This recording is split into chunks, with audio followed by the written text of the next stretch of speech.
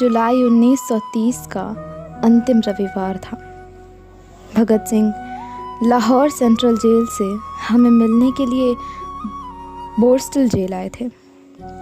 वे इस तक पर सरकार से यह सुविधा हासिल करने में कामयाब हो गए थे कि उन्हें दूसरे अभियुक्तों के साथ बचाव के तरीक़ों पर बातचीत करनी है।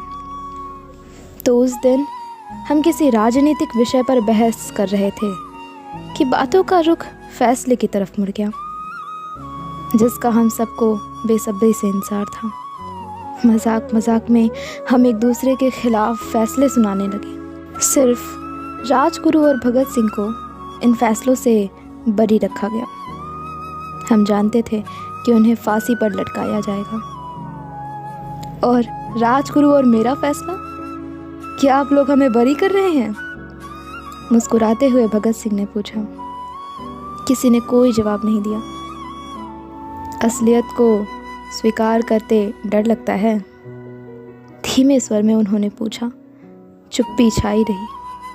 हमारी चुप्पी पर उन्होंने ठहाका लगाया और बोले, हमें गर्दन से फांसी के फंदे से तब तक लटकाया जाए जब तक कि हम मर ना जाएं।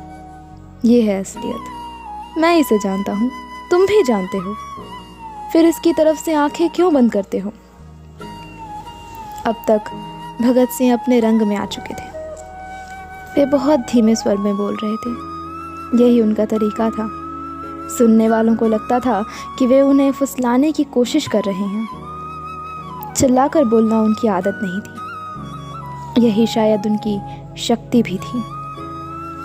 वे अपने स्वाभाविक अंदाज में बोलते रहे। देशभक्ति के लिए यह सर्वोच्च पुरस्कार है और मुझे गर्व है कि मैं यह पुरस्कार पाने जा रहा हूँ। वे सोचते हैं कि मेरे पार्थिव शरीर को नष्ट करके वे इस देश में सुरक्षित रह जाएंगे। यह उनकी भूल है। वे मुझे मार सकते हैं, लेकिन मेरे विचारों को नहीं मार सकते। वे मेरे शरीर को कुचल सकते हैं, लेकिन मेरी भावनाओं को नहीं कुचल सकेंगे। ब्रिटिश हुकूमत के सिर पर मेरे विचार उस समय तक एक अभिशाप की तरह मंडराते रहेंगे जब तक वे यहाँ से भागने के लिए मजबूर ना हो जाएं। भगत सिंह पूरे आवेश में बोल रहे थे। कुछ समय के लिए हम लोग यह भूल गए कि जो आदमी हमारे सामने बैठा है वह हमारा सहयोगी है। वे बोलते जा रहे थे, लेकिन यह तस्वीर का सिर्फ एक पहलू है।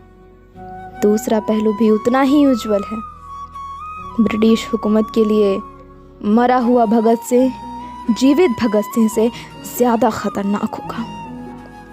मुझे फांसी हो जाने के बाद मेरे क्रांतिकारी विचारों की सुगंध हमारे इस मनोहर देश के वातावरण में व्याप्त हो जाएगी। वह नौजवानों को मदहोश करेगी और वे आज़ादी और क्रांति के लिए पागल हो उठेंगे। नौजवानों का यह पागलपन ही ब्रिटिश साम्राज्यवादियों को विनाश के कगार पर पहुंचा देगा। यह मेरा दृढ़ विश्वास है। मैं बेसब्री के साथ उस दिन का इंतज़ार कर रहा हूँ जब मुझे देश के लिए मेरी सेवाओं और जनता के लिए मेरे प्रेम का सर्वोच्च पुरस्कार मिलेगा। भगत सिंह की भविष्यवाणी 1 साल के अंदर ही सच साबित हुई। उनका नाम मौत को चुनौती देने वाले साहस, बलिदान, देशभक्ति और संकल्पशीलता का प्रतीक बन गया। समाजवादी समाज की स्थापना का उनका सपना शिक्षित युवकों का सपना बन गया और इनकलाब जिंदाबाद का उनका नारा समूचे राष्ट्र का युद्धनाद हो गया। 1930 से 32 में जनता एक होकर उठ खड़ी हुई। कारागार, कोड़े और लाठियों के प्रहार उनके मनोबल को तोड़ नहीं सके। यही भावना इससे भी ऊंचे स्तर पर भारत छोड़ो आंदोलन के दौरान दिखाई दी थी। भगत सिंह का नाम होठों पर और उनका नारा अपने झंडों पर लिए हुए किशोरों और बच्चों ने गोलियों का सामना इस तरह किया मानो वे मक्खन की बनी हुई हों। पूरा राष्ट्र पागल हो उठा था। फिर आया 1945 से 46 का दौर। जब विश्व ने एक सर्वथा नए भारत को करवटें बदलते देखा। मजदूर, किसान, छात्र, नवयुवक, नौसेना, थल सेना, वायुसेना और पुलिस तक सब कड़ा प्रहार करने को आतुर थे। निष्क्रिय प्रतिरोध की जगह सक्रिय जवाबी हमले ने ले ली थी।